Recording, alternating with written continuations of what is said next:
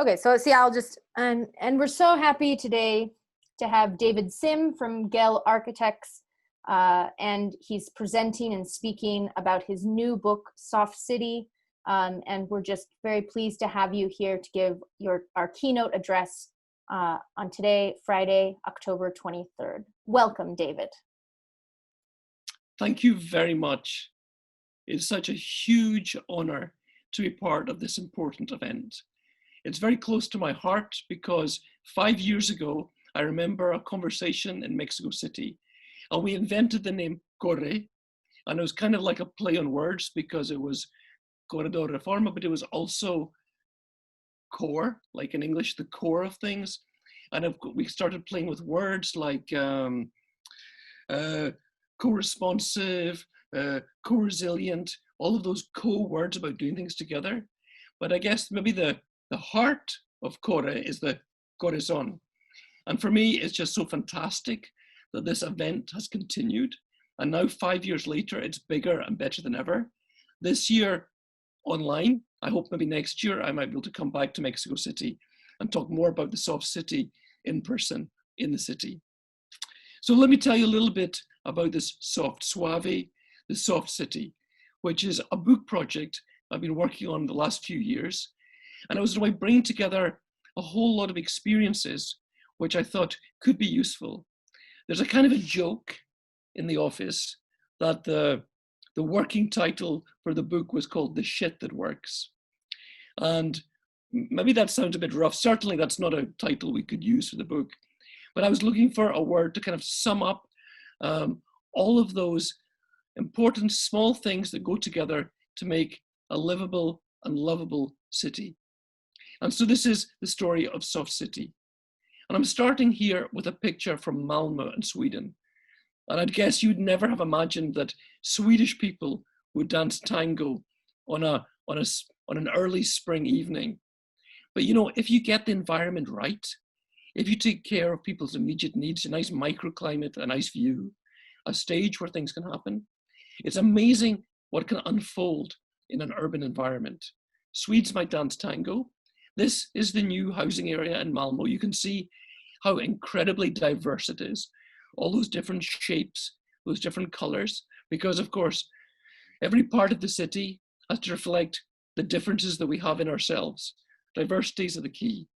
And you see this juxtaposition of different kinds of architecture.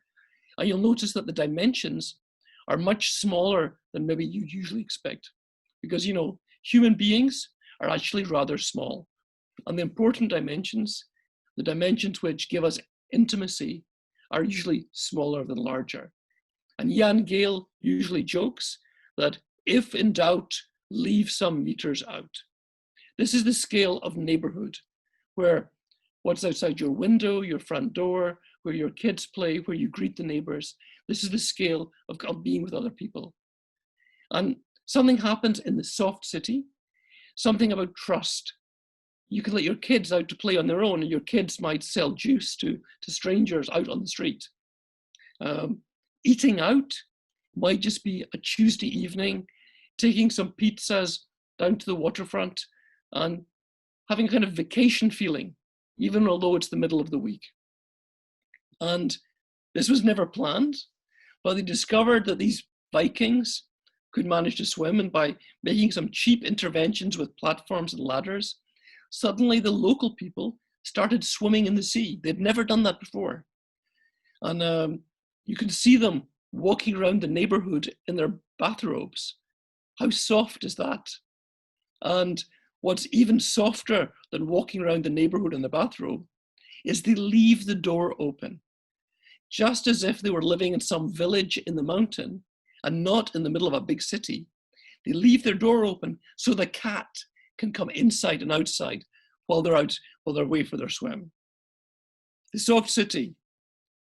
And I guess you could say that in this way, neighborhood is not just a place, it's a state of mind.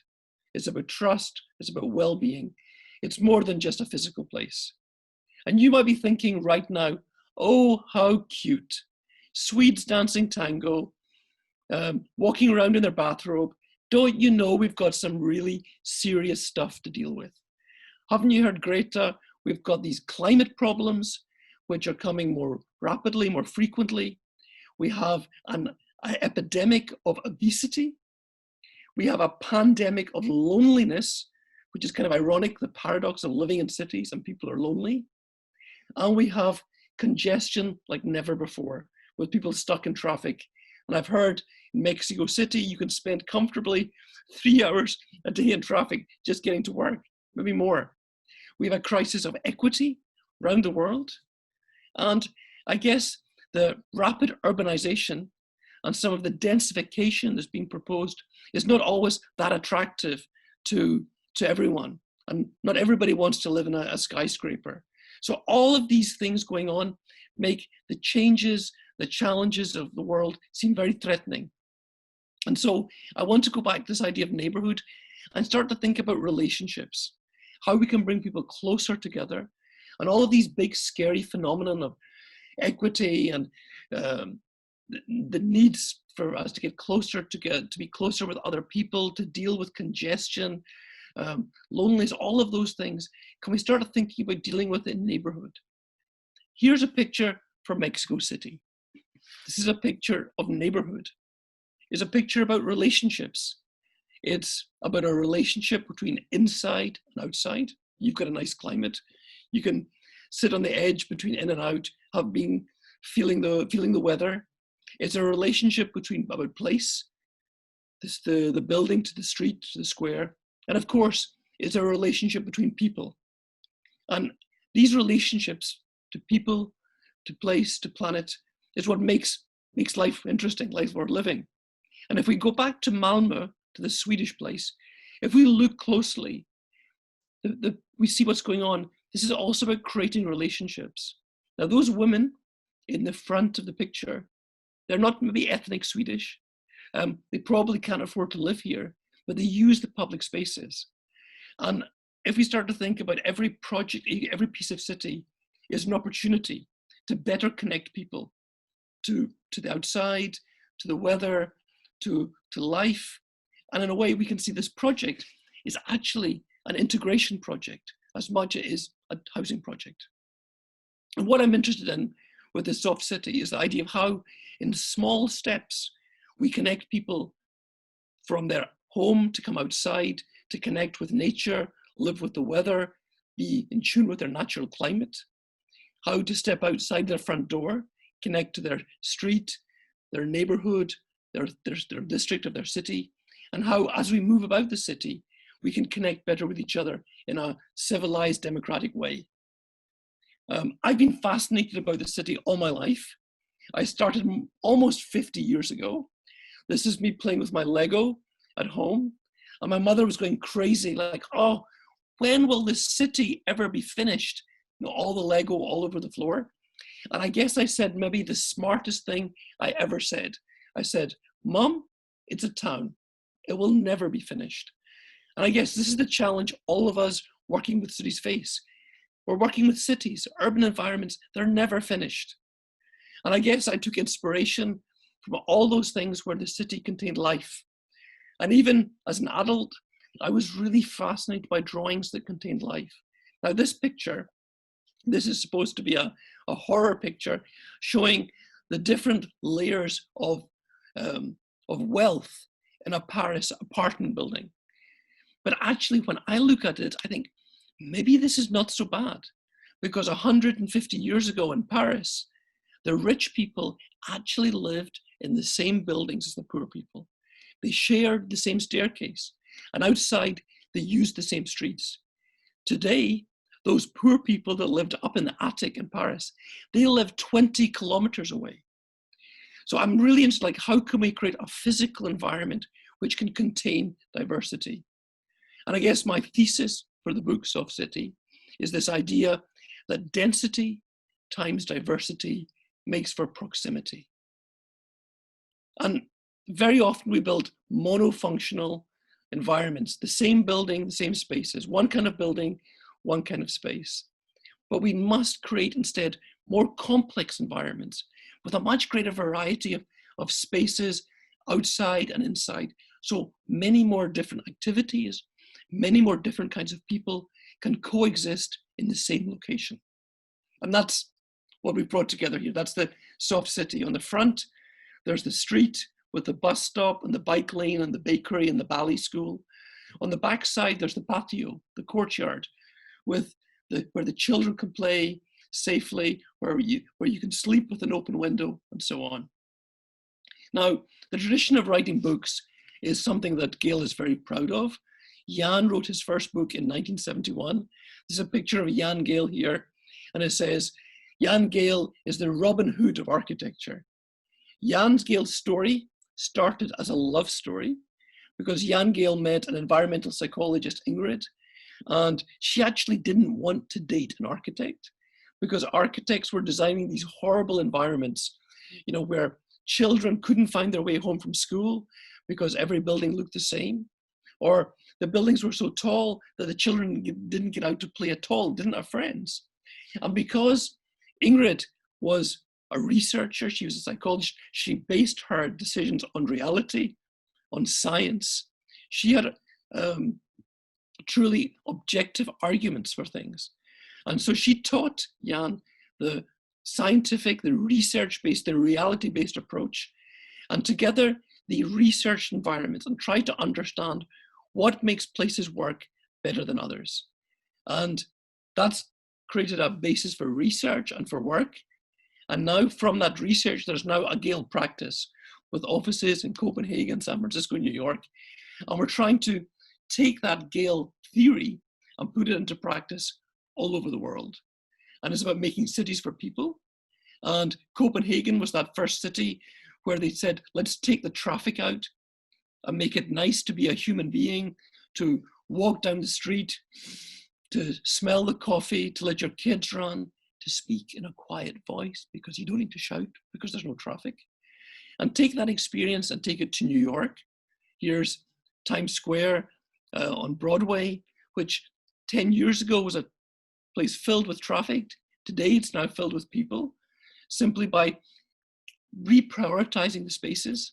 In a similar way, taking the experience from Copenhagen, where everybody cycles, and finding out, could we take this, we made a bike strategy for Mexico City. And even after the earthquake in Christchurch, making a plan, speaking to the citizens, and finding a way to building a new city at the human scale, where no building was taller than the tallest tree. So a way of engaging people. And I guess that's also about cities by people, because how do we involve people? How do we take people on the journey? We need soft processes, because nobody knows everything. I mean, even, I don't know everything. Everybody just has a fragment of understanding. And to find methods to bring people together around the same table, to find methodologies, whether it's Post-its and aerial photographs, finding a method to have a conversation with more people. How can you invite 50 or 100 people and have a conversation together, to plan, to create together? And even sometimes bringing the kids. This is a project we made in Lille in France, where we made a scale model of a project in Lego. And then we invited the children of Lille to build the quarters, the barrios of the city, solving the problems that they thought needed to be solved about environment, about spaces to play, about traffic safety. And of course, the children were much better ambassadors of the project than any adult could be. So that's a little bit about the Gehl stuff. And all of this is based on, I would say, this theory, the theories that Jan Gehl collected. And of course, I'm very aware, talking to you today from Sweden, you're sitting in Mexico City, cultures are different, climates are very different, but the way we use space, whether you're in Stockholm, if you're on the beach in Brazil, on the street in India, or the fishermen in the harbor in Copenhagen, the way we use space is surprisingly similar. First of all, we live in the same body, our senses work in the same way. What we see, the way we smell, the way we touch. Every market in the world lifts the produce to be closer to your face so you can touch things. Whether you're in Switzerland or in Japan, it's the same, because our human bodies work together in the same way. And similarly, when we walk down the street, we experience the same thing. Everything at eye level, the first 3 meters, is what's vital for giving us this real experience of joy, of curiosity. And for example, this picture, and this is a very famous Danish architect, Arne Jacobsen. It's a facade made of Carrara marble. It's probably the most expensive piece of architecture, most expensive facade in Copenhagen, but also the most boring street. Because you know, in a microsecond, this street will give you nothing. There will be no opportunities here, no opportunities of life.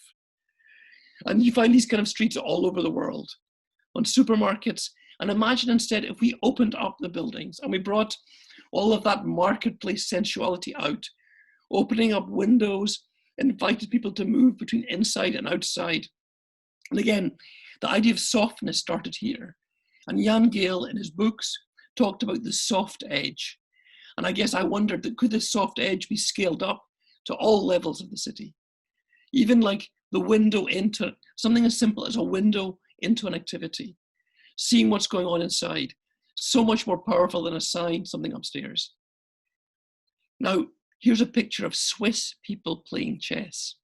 Now that sounds pretty boring, but for these lonely old men who have probably no other social contact, this gives them a legitimate excuse to be in the public space because they're watching the chess. It gives them a legitimate excuse to start a conversation with a stranger. Oh, what a terrible move he made. I could do better.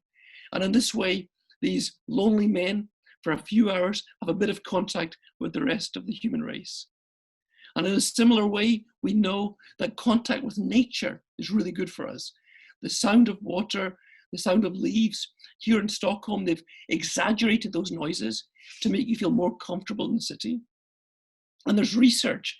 If you see a tree from your hospital bed, you will get better faster. Now that sounds kind of cute, but having people in hospital is one of the most expensive things in society. I guess Mexico, like probably every other country, the biggest post for the national budget is not defense, it's healthcare. Keeping people healthy is so expensive. And if we can use urbanism as preventative medicine, if our cities can make us healthy, that would be something fantastic. And so if we talk about public health, you know, and we can laugh at the Americans driving to the gym and taking the escalator up to the fitness center, but we need, you know, we need exercise. You can ask a district nurse, or you can ask a surgeon, what's the foundation of public health? And they'll tell you the same thing: fresh air, exercise, meet people.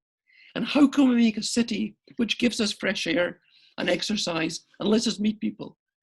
This is from the BBC, and it says here, walking would save thousands of lives in the UK. Another one here, walking cuts breast cancer risk. And suddenly, for people like us who are working with the city, talking about walking, it suddenly makes our agenda much more important. It's not just about walking and saving energy or whatever it is. It's actually affecting things like breast cancer. That's how important our work is. And so we can see cities. Little kids are always very happy when somebody recognizes that, you know, I'm only 1 meter tall. At last, here's an environment which fits my body. The other picture on the right, that's La Défense in Paris. And you don't need to be French not to like that, because we like to be environments which fit our bodies. And when we go on holiday, we go to places like which have this human scale. It's a picture of Venice. Now, why do people go to Venice? You know, it's the most expensive pizza you'll ever have in your life. But of course, it's a wonderful sensual experience. Walking down the street, smelling the perfume, smelling the coffee, being close to other human beings. It's a delight. And the kind of places we go on holiday give us a good indication of the kind of cities we should build. And now I'd like to talk a little bit about some Copenhagen Solutions, which were the basis for Soft City. And as I said before, Copenhagen has invested in public space. One of the cheapest investments you can make, just taking away the cars out of the car parks, out of the squares, making more spaces for human beings just to chill. Cheap investments which make a huge difference. This is the waterfront in Copenhagen, New Haven. And here's a space where Under the white umbrellas, rich tourists drink expensive wine. But what's interesting, on the same waterfront on the edge, the local Danes, they've bought a 6-pack of beer from the local shop, and they're sitting in the same space. And it's much more interesting for the people in the restaurants under the white umbrellas to look at people than to look at maybe parked cars. And everybody, rich and poor, Danish and foreign, we're all in the same space. It's the same water, it's the same music, it's the same sunset. And in this way, it's kind of practicing democracy because we're all in the same space together. Now, we might joke in Denmark that if we sleep late, we might miss the summer because we have a famously bad climate. But we've learned to adapt. And just things like sitting out, we've discovered that if we take care of the immediate environment, having a blanket, even if you sit out on a cold day, it's still quite nice. And the culture has changed. 40 years ago, when they first introduced tables and chairs in Denmark, the summer season was 1 month. It was the month of July. But sometimes even in July, the weather wasn't very good. And so over time, we've extended the season. You can sit out in July, June, August. Now the season starts in March and ends at Christmas because we've learned to live outside. Even in the snowstorm and the blizzard, people still walk about. And there's a saying, no such thing as bad weather, only the wrong clothes. And what really shocks you, and this is a picture of the soft city, here are 2 prams, 2 strollers. There are babies sleeping inside these strollers in the snow. This is how we made Vikings in Denmark. The mothers are inside drinking cappuccino. And this tells us 2 things. It tells us that the mothers are very relaxed in the city and that they have trust. They trust that their children won't be kidnapped. And it's a very impressive sight as a foreigner to come to Copenhagen and you see all these babies on their own sleeping outside, even in the snowstorm. We've even learned to swim in our harbour like in Malmo. And again, the season got longer as people got used to the natural temperature of the water. Now there's a sauna, you can even swim in the winter. And things, change. And sometimes things are very, very simple. You're probably looking at this picture and wondering, what's this a picture of? And I'll say this is one of the most exciting urban phenomena in Copenhagen. This is a time machine. And you're looking, thinking, hey, it's just some concrete, some sidewalk. But if you look closely, you see the sidewalk continues across the side street. So it's a continuous surface. So that the pedestrians, they go straight on and the cars have to stop. And you'll find this on almost every side street in Copenhagen. And this means that when you're walking, because you don't need to stop at every street corner, you save time. A 5-minute walk becomes a 3-minute walk because you don't need to stop all the time. Now, if you've got a kid, your kid who's 9 years old can walk to school on their own because they don't need to cross the road. They can go for 12 blocks and not cross the street. Now, of course, they have a really cool time feeling independent, walking to school on their own. But if your kid can be independent for going to school, for visiting a friend, that gives you time, maybe an hour and a half extra a day, maybe the most precious resource we have. Something so simple and as intuitive as a continuous sidewalk. And this is the kind of an element of the soft city, simple, cheap things that make a big difference. And I guess if you go to Copenhagen, you'll know there's cycling everywhere. Everybody cycles. Grandpa cycles, grandma cycles, 7-year-old kid cycles, tough men cycle, everybody's cycling. And that's possible because we've created this amazing system. It's kind of cycling for dummies. There's a curb separating the pedestrians from the cyclists, and that's really important. So the cyclists and the pedestrians are buddies. They don't fall out with each other. The parked cars are always on the outside. You're very comfortable on the one side. You've got the pedestrians on the other side. You've got the parked cars. You feel safe. You feel confident cycling. The parked car detail is really important. So the driver opens his door into traffic, not into the cycling. And it's important too for the driver when he's trying to park. Parking the car in the city is one of the most stressful moments, I think, in life. And the fact that you keep bikes out of that makes life simpler. There are other great things about cycling. There's a spontaneous stopping. It takes 1 second to stop your bike, climb off. And we have what we call the Danish moment, where you can stop and buy your Danish pastry on the way to work. You smell the coffee, you smell the pastry, you can stop spontaneously. And there's actually a symbiotic relationship between the shop owner and the bike. And cyclists spend more than drivers because they can spontaneously stop. And in this way, we can see the street as an ecosystem. Traffic, cars, pedestrians, cyclists, shopkeepers, it's all part of one ecosystem, softly integrating with each other. You can cycle in the summer, and actually in Denmark, we even cycle in the winter because it's so convenient. Another little example of Copenhagen, a discovery we made, something cheap and simple, was greening the courtyards, the patios, which for a long time were car parks. They were there where the dumpsters, the trash was. And instead we made them into green spaces. We cleared them out, and through a city-sponsored program, collaborating between public and private owners, different ownerships, we created these big, secure spaces in the city as a private zone. And you've got this really big backyard, this big garden. It's great for families. And this was a turning point in the 1980s when families started living in the city because they had this spectacular big back garden filled with playmates.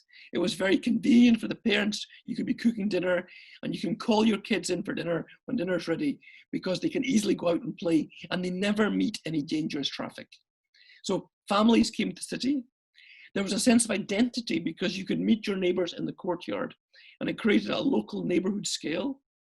There was also a kind of protected space, and this protected space, because it was kind of a microclimate, you know, it was always a little bit cooler in the summer, a little bit warmer in the winter, and that affected people's air conditioning and heating bills because it naturally created a more temperate climate. And it also created a quiet space, a cleaner space, because it's protected from the traffic and it's protected from the fumes. You can hang your washing out, it doesn't get dirty. You can sleep with an open window, you wake up to birds singing. And so this protected space also made life in the city attractive. And just recognizing the value of our old blocks, which allowed many different kinds of buildings to coexist. So public, private, social housing, high-end, low-end, everything could coexist in the same space. And also valuing something as simple as the ground floor, which could be everything from a little store to something big. Many different activities could take place on the ground floor. Shops, workshops, workplaces, cultural places, institutions, healthcare facilities, culture. But most importantly, we discovered if we worked a little bit harder, the ground floor could be really attractive for living.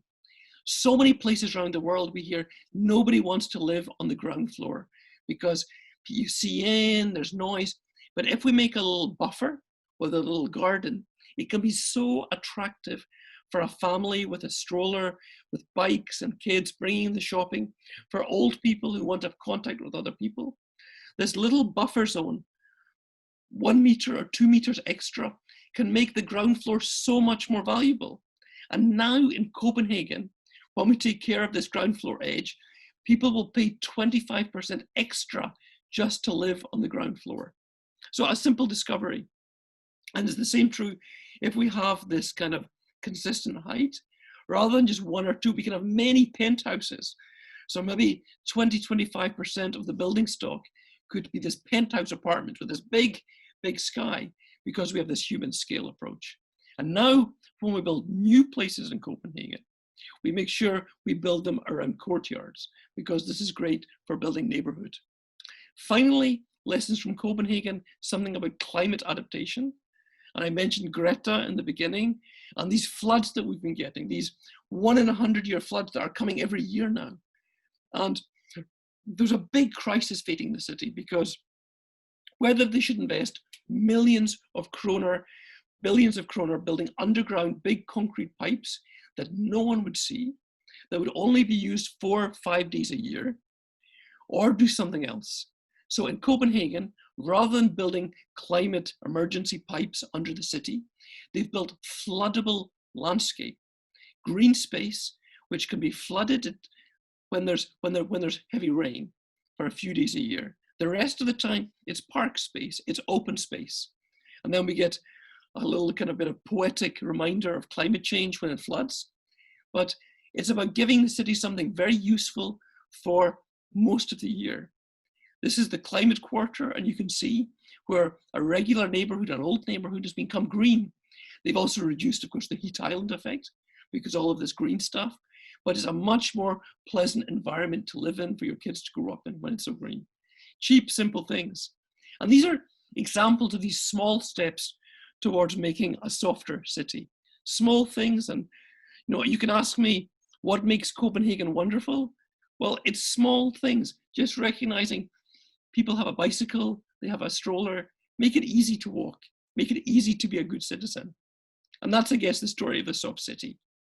And some of you might be thinking, well, that's all very good, but we can't do this soft city. We have to build more densely. But when I have this argument about density, I go back to all of the research. This is a picture of the same density. All of these pictures have exactly the same square meters, the same number of units. And if you don't believe it, I didn't believe it. So going back to my Lego at the start, I tested in Lego 4 stories, same number of bricks. If you do a bigger block, it has to go to 6, 7 stories, 8 stories, 13 stories, 36 stories, 24 stories. Is always the same number of bricks. High density doesn't need to mean high rise. And we have a choice. We can make a human scale environment if we want to. We can do it high density, low rise. It could look like this, but of course it can look many other ways. And I guess this is the crisis we're facing as we try to densify our cities. We're like, there's this something in between. We know the suburbs, the low house, that doesn't work. People don't like the towers, they get lonely. Is there the missing middle? And I guess this is what I'm really striving to find in Soft City, a density which works at the human scale. And if we look around the world, there are lots of examples of this new middle scale, this soft city scale in contemporary architecture, in many different economic, cultural environments, but we see this scale coming. And I'm really inspired to know that this can be possible, this layered city, human scale that talks at eye level to the street, talks to the sky, and giving so many opportunities to enjoy living in the city. And in the same way, when you talk about TOD, the transit-oriented development, if you build a tower next to a metro station, all you get is better connection to somewhere else. We need to connect people to where they are. And we need to connect our scale of development to transit in the street, to BRT, to buses, maybe to trams, to walking and cycling, and even the staircase, the building, the doors and the shops are all connected to an ecosystem of mobility. And finally, just something about climate. We need to work at a scale which creates a good microclimate. We can build our own weather for self-ventilating, self-cooling, self-heating, and design buildings which better connect us to the outside, connect us through loggias and arcades and gardens and decks. And this dream, we can all live in our little house because we know people can't afford it. It's the planet can't afford it. But maybe we can find a way of building which allows us to have that taste of our individuality, but still be part of the community of the city. And I guess that's the model of the soft city. And if we get it right, you might end up dancing just like the Swedes dancing tango. Thank you very much for taking this time to listen to me. Muchas gracias. Hasta la vista. And I look forward to seeing you next year in Mexico City. Thank you very much. Thank you very much, David. I'm gonna just take advantage to just tour. I think what you mentioned Okay, is all really interesting. a bit too long. I'm sorry if I was too long. No, it's great. I see that Legos continue to be an ongoing theme in your work, which is good that you haven't had to leave that behind. Yeah. I wanted to ask, you wrote this book before COVID. Are there things that shifted with this new, and I know Sweden has had a different way of dealing with COVID than some other countries, but are Yeah. there pieces that you Yeah. would I mean, accommodate yeah, differently? yeah. It's a very, very good question. It's a very, very good question. And many people are asking me, okay, but all of this cute, nice, cozy, convivial city, it's over. Like, let's all move to the countryside. And I would say, actually, no. I've been living in my small town life in an urban environment very successfully. And there's some things which I think really have worked very well. I mean, one really critical thing is about neighborhood, how reliant we are on the people around us. I guess the first big thing that happened with COVID is we started living locally. And I think the scale which allows us, and I guess Soft City, one of the big themes of Soft City is living locally. And what's the scale that allows us to do many different things? To get work, to get educated, take care of our kids, get healthcare, to shop, to do all those things locally in walking distance. And those of us who are privileged to live in a space where we can do things on foot, where things are in a 5, 10, 15-minute walk, living locally is exactly what we need in COVID times. Then there's some things about scale, to do with neighborhood, like, do you know your neighbors? Do you know the old lady upstairs? Does she need anything? And if you have to, I mean, I'm really fascinated by the difference between a traditional building, an apartment building, with say 4 or 5 stories, maybe 10, 12 families, as opposed to 100 in a tower block. First of all, everybody knows each other. Everybody knows the old lady upstairs. Is she okay? Shall we do our shopping for her? So we saw all over the world this kind of community that worked when the buildings reflected that scale. We could look after each other. And also even just things like the staircase was so practical, because unlike the lift, taking the elevator in COVID times is like Russian roulette. That box filled with I don't know what, and you don't want to share the elevator with someone else. So, you push the button, the doors open, like, hey, I'm not traveling with you. It's so difficult. The staircase was much more easy to negotiate, because you can do this little ballet. You can open the door. Is someone coming? Okay, the coast's clear, I'm coming through. Or you hear old Mrs. Marquez is coming up the stairs. Okay, Mrs. Marquez, you come up first. We'll give you space. The scale of that apartment building with the walk-up stair is so much better at dealing with these kind of things. And I guess even the detail of something as simple as having a balcony. And I guess one of the few really optimistic kind of moments I had during COVID was seeing the Italians like singing on their balconies every evening, and how they communicated with their neighbors with their balcony. The balcony is such a cheap piece of infrastructure, and it's really incredible that we build people's homes that don't have that little outdoor space where you can get some fresh air, have your coffee, have a smoke, where your children can get some fresh air. I mean, something as simple as a balcony is just so important. So there are many, I think, aspects of Soft City which are relevant. Walking, cycling, it's much more easy to control the distance at walking speed, because I'm in control. Cycling, I can keep the distance myself, is intuitive. And I think what we've learned is we can walk a bit further than we can before. And that's actually very good for us. It's very healthy for us. It's a very easy way of getting exercise. But it's also, it connects us better to our city. I have a Japanese friend who was so scared to take the metro in Tokyo, she started walking. And to walk to work, she had to walk maybe 50 minutes, maybe up to an hour. And she said, at first she thought, oh my God, it's so far. But actually she started to enjoy it.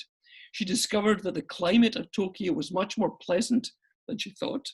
But, she enjoyed being outside, but she got connected to so many places, to so many people. She saw things she would never otherwise see.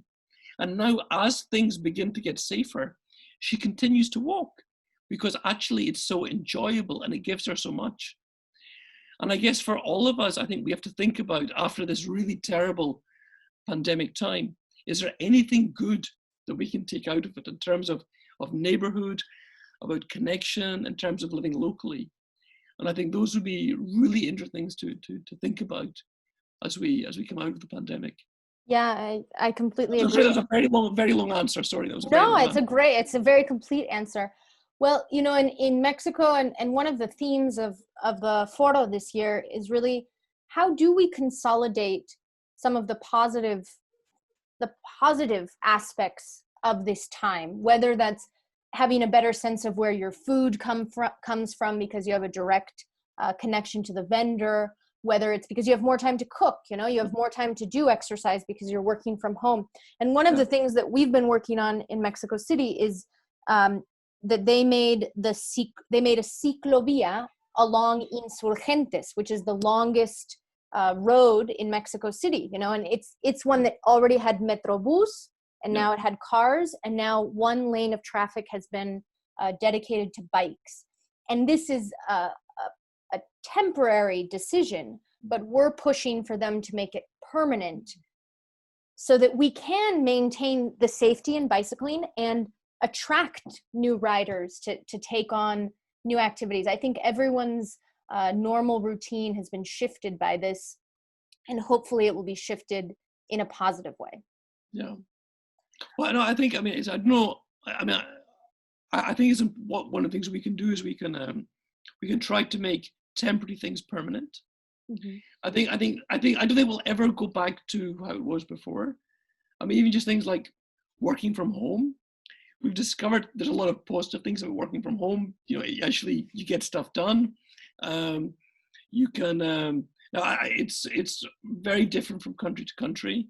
But I think the experience of being able to spend more time at home, more time in your local community, maybe not having that long commute. And I know in Mexico, people drive very far to work or can be stuck in traffic for a long time. And even if you could have a couple of days a week where you were spared that commute, that could be a huge improvement in life quality. So I think it's about really creating a dialogue, creating a narrative about some of these positive things, whether it's writing articles and campaigns, and really think how we can make things better. I am aware that it's not been better for everyone. And I think what the pandemic has done, it has really exposed the most vulnerable, the poorest in society, the ones with the worst conditions, the ones who are forced to go to work. They can't work from home. They're kind of frontline jobs that require being there. Cleaning, delivering, making stuff. They're the ones often who live in the worst areas. They have to travel the furthest. They're the ones who've got no choice about using public transport and being thrown into potentially more hazardous environments. So I think we also have to take note of the bad stuff we experience too, and think about how we make a better world post-pandemic. Yeah, we definitely agree. I mean, our slogan is Core ciudades vivibles, amables, and also more equitable, because that's what we are working towards. Thank you so much, David, for taking time out of your busy schedule. It's been a fantastic pleasure. Like I said, I only wish I could be with you. Yeah. And I hope very much to be with you in the future. And I hope very much that sometime soon we could have a Spanish language version of Soft City. We will work on that to make it happen. Yeah, thank you. This is part of our work to be able to bring some of these excellent examples and really thinking about the city as an ongoing transformative space that we'll never be done with this. This is just life work. So, like I said, it's like the Legos. It'll never be finished.